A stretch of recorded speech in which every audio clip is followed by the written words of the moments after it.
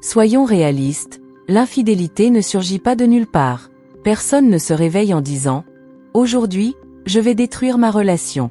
Non, elle se construit en silence, patiemment, comme une lente fuite dans ton toit. Goutte après goutte. Un message qui n'arrive pas, un regard froid, une étreinte qui paraît trop formelle. Au début, tu ne t'en rends même pas compte. Tu es trop occupé par la vie, les factures, le travail, les responsabilités. Tu attribues cela au stress. Elle est juste fatiguée. Tu te dis qu'elle a beaucoup en tête. Mais la vérité, c'est que la fuite a déjà commencé, et tu ne la verras pas avant que tout le fichu toit ne s'effondre, avant qu'il ne soit trop tard, avant que les rires disparaissent, avant que les messages deviennent plus courts, avant que la femme que tu aimais soit assise en face de toi sans vraiment être là. Mais voici ce que personne ne te dit. Une femme qui trompe ne le fait jamais sans laisser de signes. Ce n'est jamais silencieux. Ce n'est jamais propre. Et ce n'est jamais sans fissure dans les fondations. Laisse-le t'infuser. Les signes sont toujours là, éparpillés comme des miettes de pain. Tu n'as simplement pas voulu les suivre. Tu t'es raconté qu'elle était juste occupée, fatiguée, que ça passerait, qu'elle avait besoin d'espace. Mais derrière cette excuse, derrière cette douce négation, il y a un homme qui sait qu'il le ressent, qui perçoit que quelque chose cloche, mais qui n'a simplement pas encore la force de le dire à voix haute. Pas encore.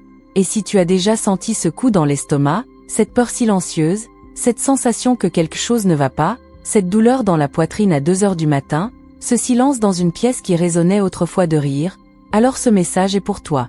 Parce que lorsqu'une femme trompe, elle laisse toujours des traces dans la boue, des marques que tu peux suivre, des moments que tu rejoueras plus tard en te demandant comment tu as pu ne pas les voir.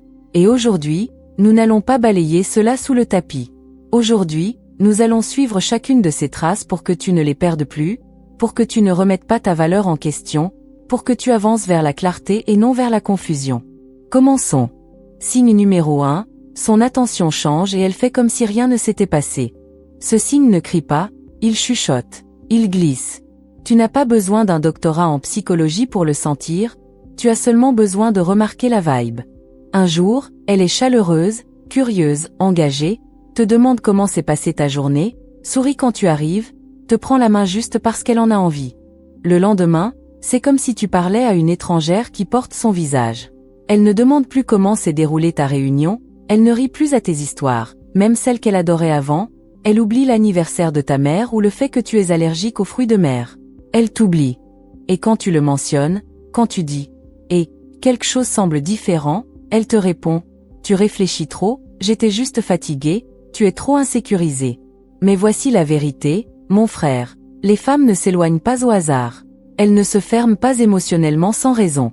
Elles s'éloignent lorsque leur investissement émotionnel se déplace ailleurs, vers un autre homme, une fantasme ou simplement l'idée de liberté et d'évasion. Le focus n'est plus sur toi. Et c'est là la première vraie fissure. Ça ne ressemble pas à une trahison, ça n'en a pas le son, mais ça l'est.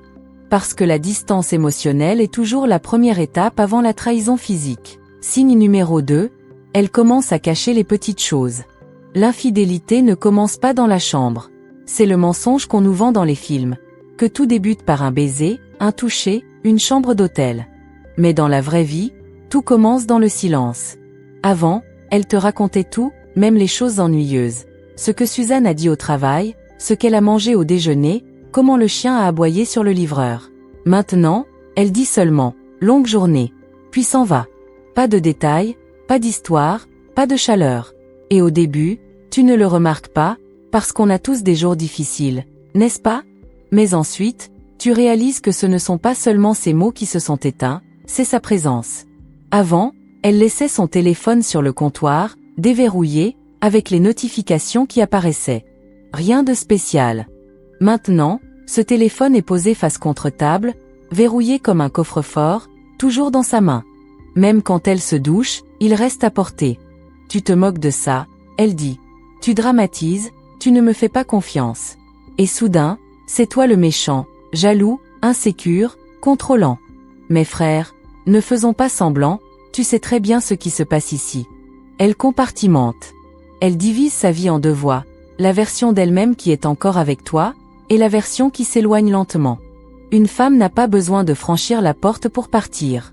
Parfois, elle reste, mais elle emporte tout ce qui compte. Sa vérité, son rire, sa loyauté.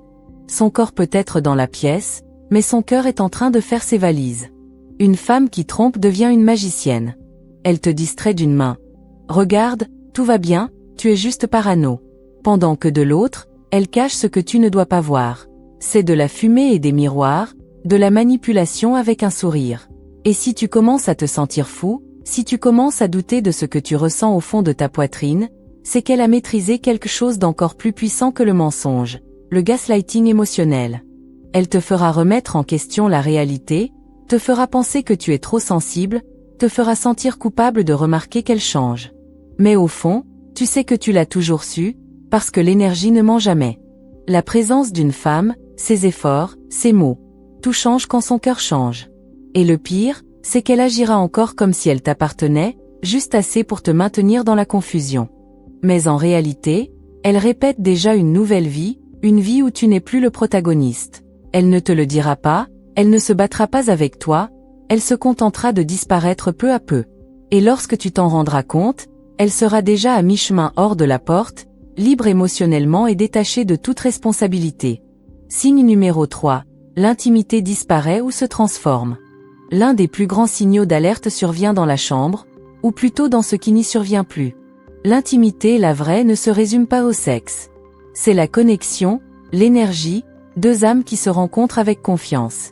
Mais quand une femme commence à tromper, cette intimité change, et tu le ressens avant même de comprendre ce que tu ressens. Peut-être qu'elle devient soudain froide, désintéressée, distante, comme si te toucher demandait un effort, comme si tes mains lui étaient devenues étrangères, comme si ton souffle sur sa peau ne ressemblait plus à un foyer, mais à un souvenir qu'elle a déjà dépassé. Et tu commences à te demander, qu'est-ce que j'ai fait de mal? Ai-je changé? Elle est juste stressée? Mais c'est plus profond que ça. Parfois, le changement va dans l'autre direction. Elle devient trop intéressée, trop agressive, trop intense. Elle introduit des gestes nouveaux, une énergie différente, un feu qui n'existait pas avant. Et au lieu de ressentir de l'excitation, tu ressens de la confusion, parce qu'une question résonne dans ta tête. D'où vient tout ça? Pour qui est-ce vraiment? Et voilà le twist, frère. Les deux scénarios, la froideur ou l'hypersexualité, sont des signes.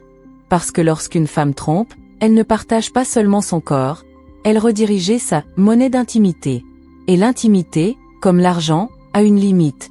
Elle ne peut pas être dépensée à deux endroits à la fois. Alors cette monnaie s'épuise avec toi, ou elle se transforme en exagération, en spectacle, en couverture, en réparation. Le sexe devient alors l'une de trois choses. Une obligation pour maintenir la paix. Une performance, un show destiné à te faire croire que tout va bien. Une confession déguisée, une tentative d'apaiser sa propre culpabilité. Mais c'est rarement authentique. Tu le sentiras dans ce qui suit. Lorsqu'elle se tourne au lieu de t'enlacer, lorsque le silence entre vous s'étire plus longtemps que la nuit, lorsque tu te sens plus seul après avoir été proche qu'avant.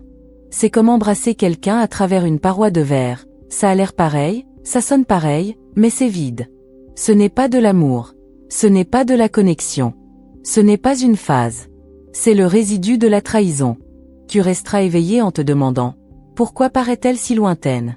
Et la réponse est « Parce qu'elle l'est déjà. » Son corps peut être à côté du tien, mais son âme est ailleurs. Ses pensées avec une autre personne. Son cœur explore un monde où tu n'es pas invité. Et ça, frère, c'est l'une des formes les plus cruelles de perte. Signe 5. Ces projets d'avenir ne t'incluent plus. Ce signe fait mal d'une autre manière. Il n'arrive pas avec des cris ni des disputes. Il arrive avec du silence, une sorte de brouillard émotionnel qui s'installe lentement. Et une fois qu'il est là, tu ne vois plus l'avenir, du moins, pas celui que vous rêviez autrefois ensemble. Un jour, elle dit « Quand nous partirons en vacances l'été prochain ?» Et le lendemain, « J'ai envie de voyager davantage. » Non, moi seule. Avant, elle disait « Quand on aura notre propre endroit. » Maintenant, j'ai pensé à déménager. Et ce ne sont pas que des mots, c'est le ton, l'absence d'émotion, le manque de vision partagée, le passage de nous à je. Et ça fait mal parce que c'est subtil, parce que ça ne s'annonce pas, parce que ça se manifeste dans de petits gestes. Tu ne te rends même pas compte qu'elle est en train de t'effacer peu à peu de son futur. Elle parle de croissance, d'espace, de guérison, mais pas avec toi. Elle ne dit pas « Je veux que nous guérissions ensemble ». Elle dit « J'ai besoin de temps, de distance, de clarifier les choses ». Et quand tu demandes « Où est-ce que je me situe dans tout ça ?» Elle semble confuse, comme si l'idée de t'inclure ne lui avait même pas traversé l'esprit. C'est là que tu comprends. Elle prépare déjà sa sortie, et toi tu attends simplement qu'on t'en informe. Voilà pourquoi tu te sens comme un fantôme dans ta propre relation, pourquoi ses yeux ne s'illuminent plus en croisant les tiens, pourquoi tout semble suspendu. Parce que dans sa tête, elle est déjà partie, même si elle n'a pas encore fait ses valises. Toi, tu es encore sur le pas de la porte, et elle est déjà émotionnellement libre et spirituellement absente. Et je sais que c'est là que la plupart des hommes se brisent. Ils supplient, négocient, essaient de s'améliorer, tentent de réparer ce qu'elle a déjà décidé de ne plus vouloir sauver. Mais non, ne poursuis pas, ne supplie pas, ne te rapetisse pas. Parce que si elle a dû se perdre elle-même pour se retrouver, frère, elle n'a jamais vraiment été à toi. La plus grande vérité, l'infidélité n'est pas un acte aléatoire. C'est un processus, une lente érosion de la connexion. Une femme ne trompe pas au moment où elle touche un autre homme. Elle trompe au moment où elle se déconnecte émotionnellement de toi et décide en silence de ne plus se reconnecter. C'est là que cela commence. Un jour, elle cesse de faire des efforts. La nuit, elle cesse de se tourner vers toi dans le lit. La semaine, elle cesse de t'inclure dans ses plans. Le mois, elle commence à chercher autre chose sans te dire qu'elle ne voit plus de valeur dans ce que vous aviez. Les signes sont toujours là, mais il faut du courage pour les voir, et assez de force pour s'éloigner lorsque tu les reconnais. Parce que voici la vérité brutale. Si tu permets à quelqu'un de franchir tes limites une fois, tu lui apprends que c'est permis de recommencer. Alors que fais-tu? Tu restes lucide, tu restes ferme, tu écoutes ton instinct et, surtout, tu ne te rétrécis pas pour quelqu'un qui a dépassé sa propre loyauté. Faisons un zoom un instant. Pourquoi l'infidélité nous détruit-elle si profondément? Ce n'est pas seulement à cause de la confiance brisée. C'est à cause de la mort d'un rêve, de l'effondrement lent d'un avenir que tu construisais à deux mains. Le moment où nous devient jeu, et où tu restes dans les décombres à te demander si tout cela a réellement existé. Mais tu dois entendre ceci aujourd'hui. Oui, c'était réel. Tes efforts, ta loyauté, ta foi en elle, tout cela était réel, même si son engagement à elle mourait doucement en arrière-plan. Mais il y a une vérité que la plupart des hommes ignorent. Cela ne parle pas seulement d'elle, cela parle de toi. De ce que tu as toléré au nom de l'amour, des signes que tu as ignorés au nom de l'espoir, des nuits passées à ses côtés en te sentant seul et en te blâmant. Mais plus maintenant. Aujourd'hui, tu te réveilles. Aujourd'hui, tu arrêtes de justifier la trahison de quelqu'un d'autre. Aujourd'hui, tu reprends ton pouvoir non pas en la détestant, mais en te choisissant toi.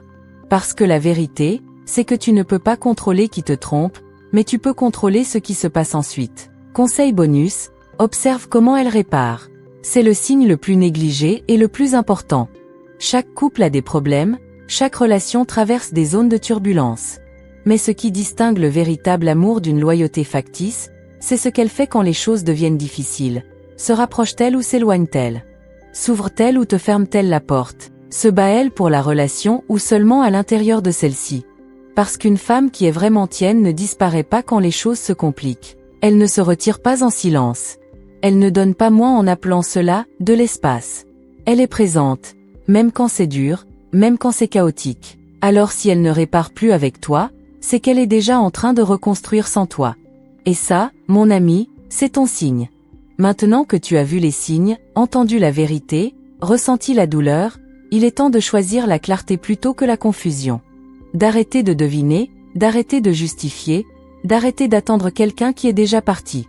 Tu n'as pas besoin de clôture, de sa part, tu as besoin de courage en toi-même. Alors je veux que tu fasses ceci. Commente le mot clarté si tu le ressens dans ton âme. Si tu es fatigué de tolérer l'abandon émotionnel, si tu es fatigué de remettre ta valeur en question, laisse ce jour être celui où tu cesses de supplier pour rester dans un endroit dont on t'expulse émotionnellement. Et si tu en as assez des mensonges, de la manipulation et d'être le seul à porter la relation, abonne-toi. Parce que sur cette chaîne, nous ne poursuivons pas les ombres, nous aiguisons les esprits.